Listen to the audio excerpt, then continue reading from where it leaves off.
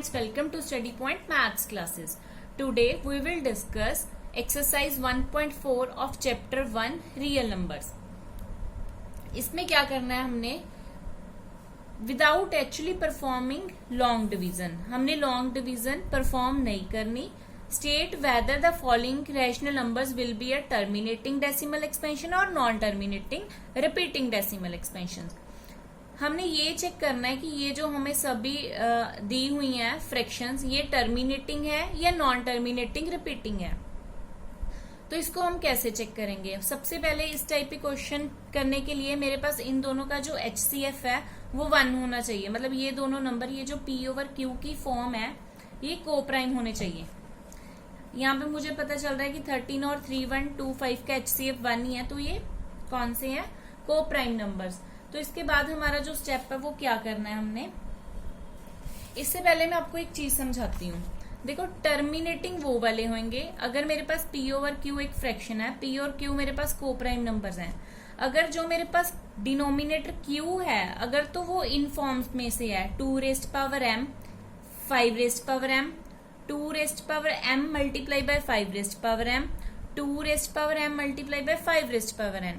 तो मेरे पास जो फ्रैक्शन आ रही है वो होगी टर्मिनेटिंग फ्रैक्शन. बट अगर ये जो मेरा डिनोमिनेटर Q है वो इस फॉर्म में से नहीं आता, कोई भी फॉर्म में से इसके अलावा कोई नंबर आ जाता है, तो वो कौन से होंगे? Non terminating repeating. तो यहाँ पे सबसे पहले मैंने इसका डिनोमिनेटर Q लेना है. 3, 1, 2, 5. तो ये कौन से टेबल पे जा रहा है? 5 के टेबल पे जा रहा है. 6 5 जा 30, 5 2 जा 10, 5 5 जा 25. फिर ये 5 के टेबल में जा रहा है. 5 1 जा 5, 5 2 जा 10, 5 5 जा 25. फिर 5 के टेबल में 5 2 जा 10, 5 2 जा 10, 5 5 जा 25. फिर 5 के टेबल में 5, फिर 5 के टेबल में 1. तो ये क्या हो गया? 1 2 3 4 5. तो 13/3/125 को मैं कैसे लिख सकती हूँ? 13/5^5. तो ये मेरे पास कौन सी फॉर्म बन गई? ये फॉर्म बन गई 5m वाली. तो ये कौन सी फ्रैक्शन होगी मेरे पास? Terminating fraction.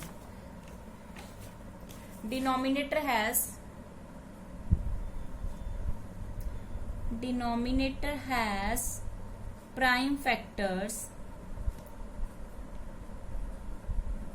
of the form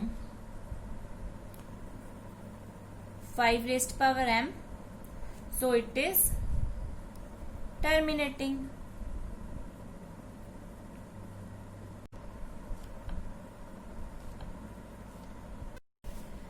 next है मेरे पास 17/8 P/Q. 17 and 8 दोनों को प्राइम नंबर्स है, तो इसलिए मैंने 8 की अब क्या लगा दी? प्राइम फैक्टराइजेशन लगा दी. प्राइम फैक्टराइजेशन लगा के 8 को मैं कैसे लिख सकती हूँ? 2^1, 2 and 3. 2^3. तो ये कौन सी फॉर्म बन गई? ये बन के 2m वाली. तो ये वाला किस में आता है? टर्मिनेटिंग में. Since denominator is of the form 2m, तो ये कौन सी होगी? Terminating decimal expansion. नेक्स्ट है मेरे पास 64/455. यहाँ पे मेरा Q कौन है? 455. इसकी डेसिमल इसकी प्राइम फैक्टराइजेशन लगा दी मैंने. तो प्राइम फैक्टराइजेशन लगा के मेरे पास क्या आया? 5 × 7 × 13. तो ये इनमें से कोई भी फॉर्म में मैच नहीं करता, क्योंकि इसमें जो मेरे पास ये है 7 और 13, ये मेरे पास एक्स्ट्रा आ रहे हैं. ना ही ये 2m की फॉर्म है, ना ये वाली फॉर्म है, ना ये वाली फॉर्म है, या नहीं ये वाली फॉर्म है. तो अगर ये नई फॉर्म होती तो मेरे पास कौन सी डेसिमल एक्सपेंशन आती है? Non terminating repeating. तो denominator is not of the form of 2n × 5n, तो it is non terminating decimal expansion. Next मेरे पास है 15/1600. अब ये दोनों मेरे पास को प्राइम नंबर्स नहीं है, क्योंकि जो 5 है इनका एक कॉमन फैक्टर है. तो इसको मैं को प्राइम में चेंज करूंगी. उसके लिए मैं इसकी लोएस्ट फॉर्म इसको चेंज करूंगी. 5 3 जा 15, 5 3 जा 15, 5 2 जा 10, 0 0. तो ये क्या आ गया? 3/320. अब ये p अपॉन q हो गया और 3 और 320 को आना है मेरे पास, ये दोनों को प्राइम नंबर है, 3 and 320 इज को प्राइम। तो अब मैंने 320 की प्राइम फैक्टराइजेशन लगा देनी है। सबसे पहले 2 पे 16 2 जा 32, फिर 2 पे 8 2 जा 16, 0 का 0, 2 पे 40, 2 पे 20, 2 पे 10, 2 पे 5, 5 पे 1। तो मैं 3/320 को कैसे लिख सकती हूँ?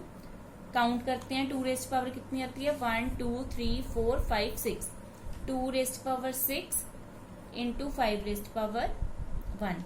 तो ये जो मेरा डिनोमिनेटर है ये किस फॉर्म का बन गया? 2 rest power m into 5 rest power n की फॉर्म का, 2 रेस्ट पावर 5। तो ये कौन सी होगी? Terminating. Denominator is of the form, denominator is of the form 2 rest power m into 5n, it is terminating decimal expansion।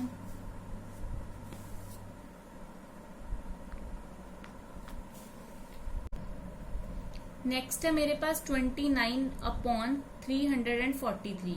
Q मेरे पास 343 है, इसकी मैंने प्राइम फैक्टराइजेशन लगा ली, तो मेरे पास क्या आ गया? 7 रेस्ट पावर 3। और जो 7 रेस्ट पावर 3 है ये 2m और 5 रेस्ट पावर n की फॉर्म का नहीं है। अगर नहीं है तो ये कौन सा हो गया? Non terminating, repeating. नेक्स्ट है मेरे पास 23/2 rest power 3 into 5 rest power 2। ये हमारे पास ऑलरेडी प्राइम फैक्टराइजेशन की फॉर्म में है। 2 rest power m 5 rest power n, ये फॉर्म बन रही है, तो ये मेरे पास कौन सी डेसिमल एक्सपेंशन है? टर्मिनेटिंग। नेक्स्ट मेरे पास क्या है? 129/2 रेस्ट पावर 2 तो है, 5 रेस्ट पावर 7 भी है, बट ये मेरे पास एक 7 रेस्ट पावर 5 एक एक्स्ट्रा फैक्टर पड़ रहा है, जिसकी वजह से ये 2 रेस्ट पावर m और 5 रेस्ट पावर n की फॉर्म नहीं बना रहा। तो ये कौन सी होगी? Non terminating repeating. नेक्स्ट है मेरे पास 6/15। ये दोनों को प्राइम नहीं थे, इसलिए मैंने इनकी लोएस्ट फॉर्म में चेंज करके इनको को प्राइम कर लिया, 2/5। ये फिर मेरे को 5 रेस्ट पावर 1 आ गया, तो मतलब 5 रेस्ट पावर n की फॉर्म बन गई। तो ये कौन सी होगी? Terminating decimal expansion. नेक्स्ट है मेरे पास 35/50। 7 5 जा 35, 10 5 जा 50। 10 को मैं कैसे लिख सकती हूँ? 2 इंटू 5। डिनोमिनेटर किस फॉर्म का आ गया मेरे पास? 2 rest power m into 5 rest power n। तो ये वाली कौन सी होगी? टर्मिनेटिंग। लास्ट पार्ट है मेरे पास 77/210। ये फिर को प्राइम नहीं है, तो पहले इसकी लोएस्ट फॉर्म में हम 11 7 जा 77, 11 7 3 जा 21। तो इसकी क्या बन गई? 11/30।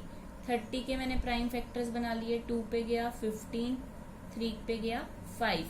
तो इसको कैसे लिख सकती हूँ? 11/2 इंटू 3 इंटू 5। 2 और 5 तो है, बट मेरे पास 3 ये फिर क्या है? एक्स्ट्रा फैक्टर है, इसकी वजह से ये क्या हो जाता है? Non terminating repeating. Denominator is not of the form